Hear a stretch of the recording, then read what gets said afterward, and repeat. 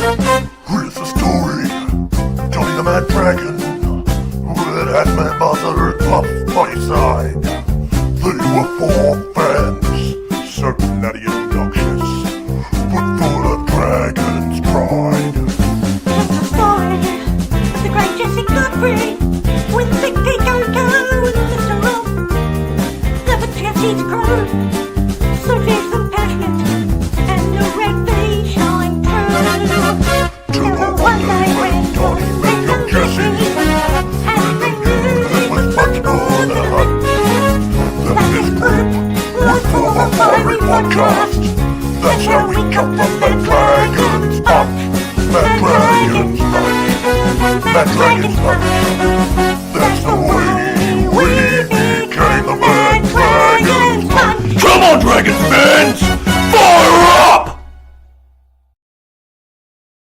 Well, g'day Dragons fans, and welcome to the Mad Dragons podcast, brought to you by Complete Warehouse Solutions. I just wanted to quickly go through our lower grades. You can get a chance to do it on Sunday's show.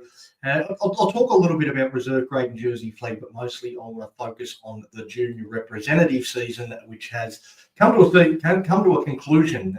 Well, certainly the regular season has come to a conclusion, and we've got finals to come, and luckily we've got a few teams that will be involved in finals. But starting with the reserve grade, it was a gritty draw that we got against the Parramatta Eels. We lost Harmay Fele to another hamstring injury just 5 minutes into this game. I don't know that he had a run on the field. I think he maybe did his hamstring running out of the tunnel. I'm not sure, but it was described as hamstring tightness. So maybe it's not a tear. It was just a bit of hamstring awareness that he knew it was there and decided he didn't want to take the risk by going on any further for another 75 minutes. So he was ruled out for the remainder of that game. We also lost Connor Mulhyphen to a concussion 15 minutes into the game, and then Tommy Eisenhuth. This one was really sad. It was actually a bit of a crusher tackle. Didn't seem to be too much in it, but it was his first game after having 2 months on the sideline with concussion symptoms, and was ruled out once again with a concussion in this game. That was on about the half an hour mark.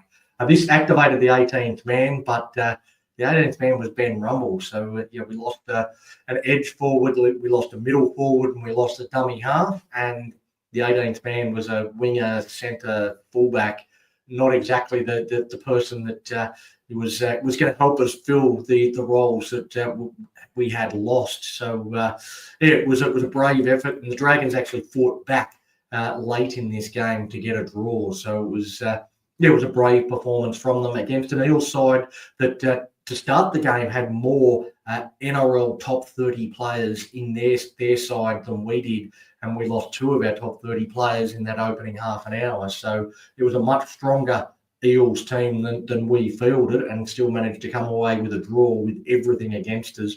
I think that the boys can take a lot of heart out of that. And I think Willie Tonga will be very happy with the way that the Dragons performed.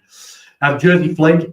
I haven't had a chance to have a look at this game yet, but we did lose 28-16. I saw Toby Rumble's length of the field try that it certainly looks like it was a real highlight moment for the Dragons in that one. But going down 28-16 hasn't been the best of starts for the St George Illawarra Dragons in that competition. But as I said, what I wanted to focus on was the junior reps, the regular season for junior reps wrapping up, coming to a conclusion, and this is how our teams fared. In the Lisa Fiola Cup, the under-17s girls, the Steelers finished in 9th and the Dragons finished in 10th.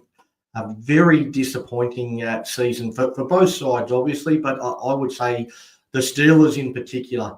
I look at their side and I think there is enough talent in that side to have actually given this entire competition a shake. But for whatever reason, they just did not put it together as a unit all season. And I think it's definitely a very disappointing season to see them finish down in 9th position. Harold Matts, the under-17s boys, though the Steelers finish as the minor premiers. They'll get the first week of finals off if the final system is, as I expect. I think it's a top 6. So I think the top 2 teams get the first week off. And that should mean we play the winner of the Newcastle Knights and the Central Coast Roosters in the preliminary final in a fortnight. So, the boys, they've had a great season so far, and they're one game away from being in a grand final. Hopefully they can go on and bring home some silverware for the club in the Harold Mats. The Dragons in the same competition, they finished 15th of the 17 teams in the comp. So certainly a poor season from the St George Dragons in the Harold Matthews Cup.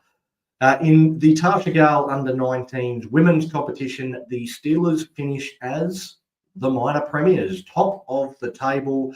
They will get the first week finals off. And again, I'm not 100% sure on how the finals brackets work, but I think they will take on the winner of the Penrith Panthers and Parramatta for a place in the grand final. Similar story all the way through. The Illawarra Steelers very good. The St George Dragons quite not so good. 10th of 13 sides in the Tarsha Gale Cup. And in the under-19s men's competition, the Steelers, they finished the regular season in 5th. They will take on the Roosters in an elimination final. Got me tongue around that, easy for you to say. Elimination final next weekend up against the Roosters. If we win that, not an easy task. If we manage to get the victory over the Roosters, we've got the unbeaten Eels waiting for us in the preliminary final to try and get a spot in the grand final.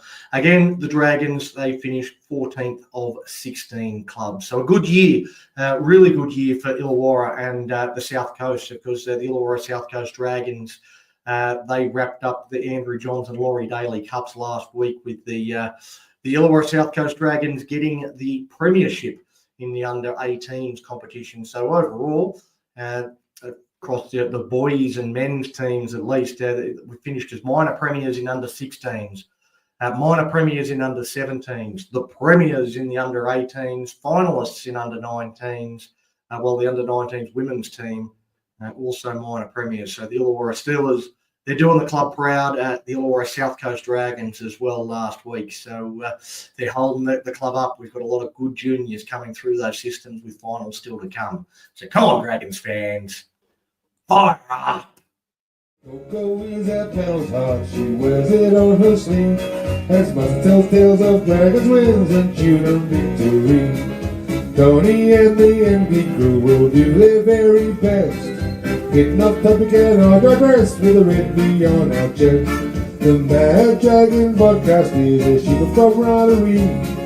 Navigating rants down rabbit holes in the land of big wet feet. And so our peddlers weave the tales and our friendship is our dream. The Mad Dragon podcast.